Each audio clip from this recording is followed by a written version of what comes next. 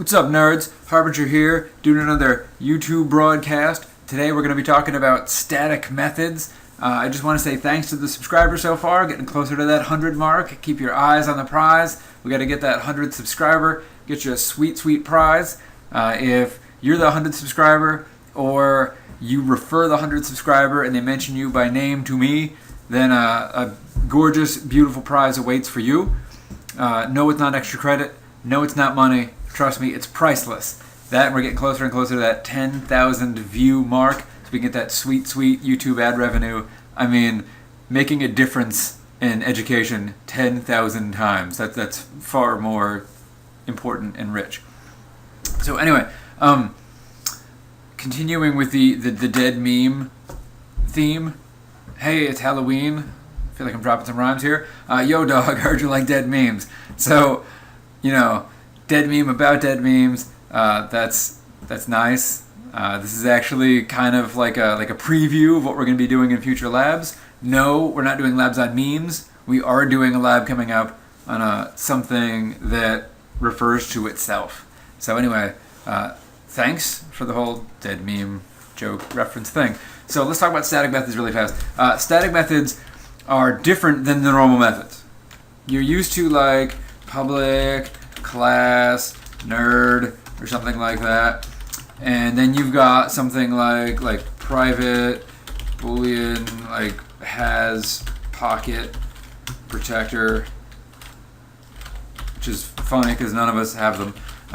Private, string, name, like private, string, I don't know, gamer tag, or Dungeons and Dragons character name, I don't know, wink. And I don't know, like private int IQ or something like that. I'd say private boolean is single, but come on now, it'd be like a const variable. It'd be a final, true. All of it, all jokes aside, all jokes aside, I'm being a jerk. Sorry. Public nerd. So there's this default constructor and whatever. I don't really need to write the class because I'm not really going to use the class. You are, however, used to seeing some kind of method like public, void, greet, or something like that. And it says something like system.out.println, like, what's up, nerds? Yeah. Self-reference. I can make a joke about myself. So a nerd can greet, and when this particular nerd greets, they greet with, what's up, nerds? So far, so good. You'll never guess with the say goodbye method outputs. Something involving out, I'm sure. But this is nice and all, but I don't want something like a greet method. I don't want an object to always call a method. So methods are verbs, they're actions, and typically we have something like nerd1.greet, nerd2.greet, nerd3.greet, and sometimes they take arguments. Sometimes they say something like nerd1.greet nerd2, and it might be like, what's up? Actually, that's a really good idea. Let's overload the function really fast, right? So public void greet nerd other or something. It doesn't have to be other, but whatever. I'm definitely gonna need some space there on the screen. So, and it could be something like SOP. What's up? And then other get name. Although it's probably get gamer tag or something like that. But what are you gonna do? That way they can greet each other by name. So the function is overloaded.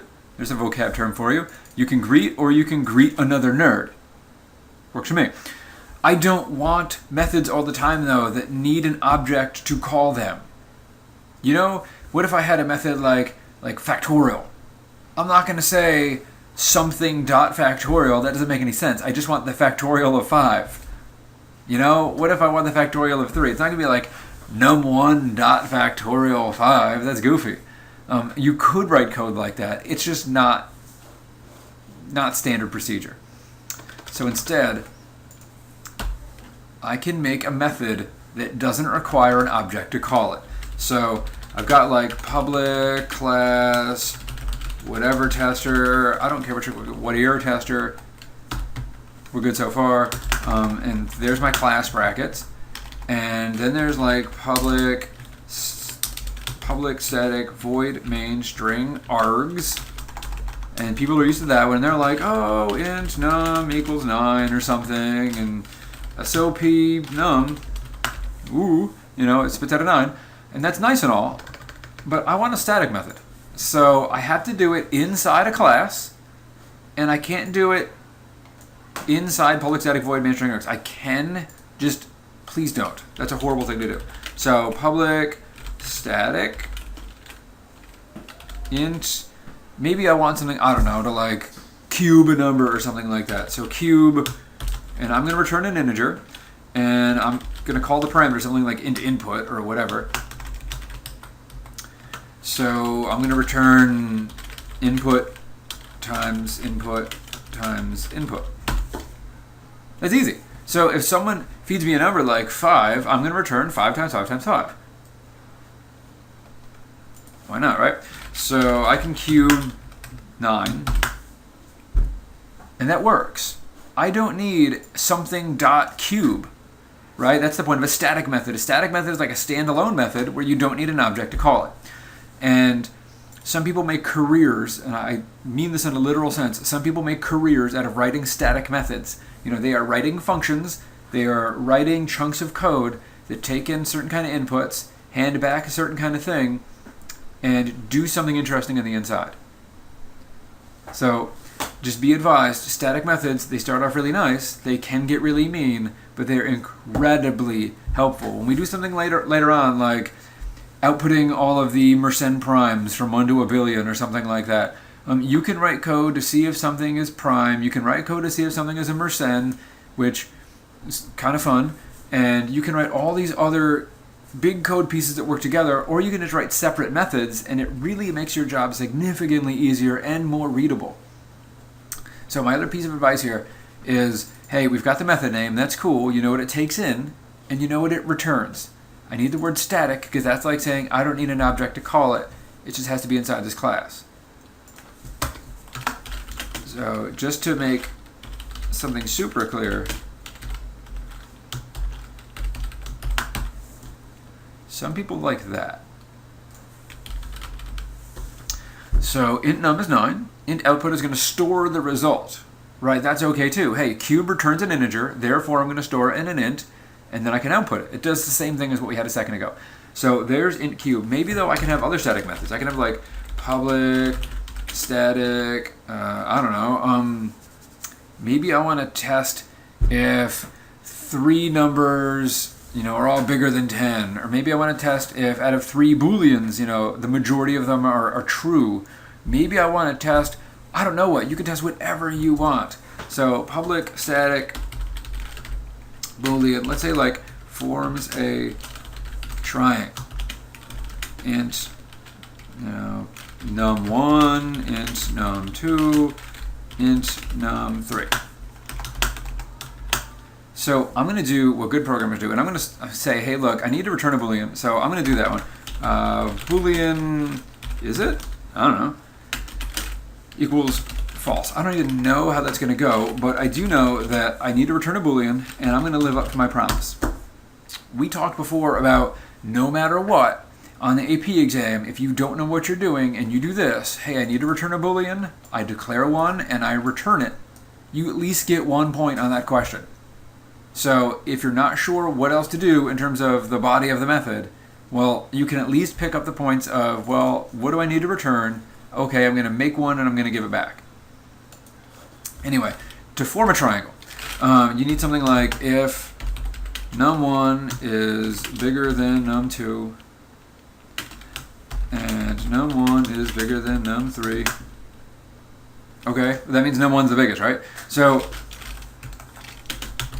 and num2 plus num3 is greater than num1.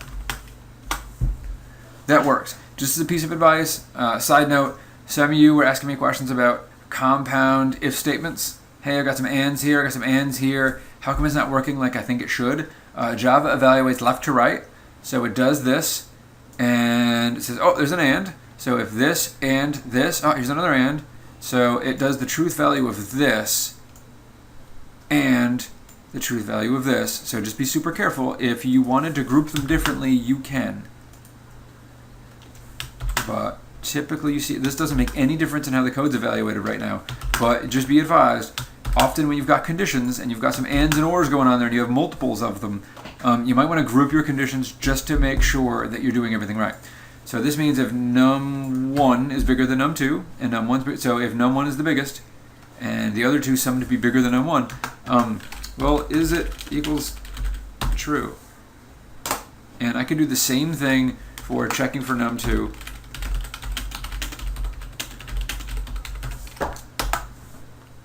So not horrible, but hey, I took in 3 numbers, and I checked them appropriately, and then I returned a Boolean. So that's kind of nice. So static methods, like I said, they start off really nice. We're going to work with them, and I'm going to make them a little bit trickier as we go. But just be advised, that's how static methods work.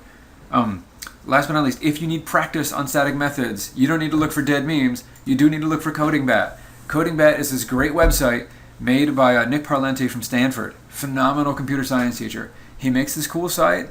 You can do the warm-up sometimes. There's logic and string stuff. We haven't done all of this yet. It kind of works itself in throughout the year.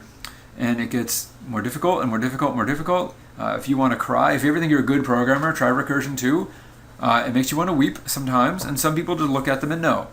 And heads up, solutions are all over the internet, which is why I stopped assigning things on CodingBat. Yeah, Harbinger, I got all recursion 2 in 15 minutes. And I mean, I'm failing AP, but I crushed all this stuff. Awesome! But if you need something fun, this makes you write methods. So something like near 10. I don't even know. Non-negative number, return true if it's within 2 of a multiple of 10. So you know you have to use if, and maybe else. You have to use mod. And hey, I swore I was going to return a Boolean. So let's do a bad job first. If, I don't know, num mod 10 equals 2. So that's terrible. Return true. And the only way we're going to get down here is with a return false. So it runs some test cases, which is cool. Hey, I'm going to try near 10, 12. I'm going to try near 10, 17, 21, 54, 158. And it worked for some of them. Just I got lucky because whatever, I just arbitrarily picked a mod thing and a 10 thing and a 2 thing. But it didn't work for these guys. And so you have to make your code better. And you click go, and eventually you get all the greens. And they put these other tests in there so you couldn't just write if statements for all of the cases. You know, there's some mystery cases too that you can't see. But if it works, great. You get a little star next to it, and you can track your progress. You don't get credit for this, but it's really nice, and it makes you a better programmer. I did this a lot, and my students used to do this all the time. You learn about logic, you learn about if and else, you learn about return statements, you learn about writing good static methods. When we get to strings and arrays, we get to recursion. They give you some nice stuff, and sometimes anything with an H, they actually have the solution to. So here's one that says near 100. Hey, if you're within 10 of 100 or 200, that's cool. And maybe you're not quite sure how to do it. Well, here's a way to do it. And it's not the only way, but they show a solution that's really cool.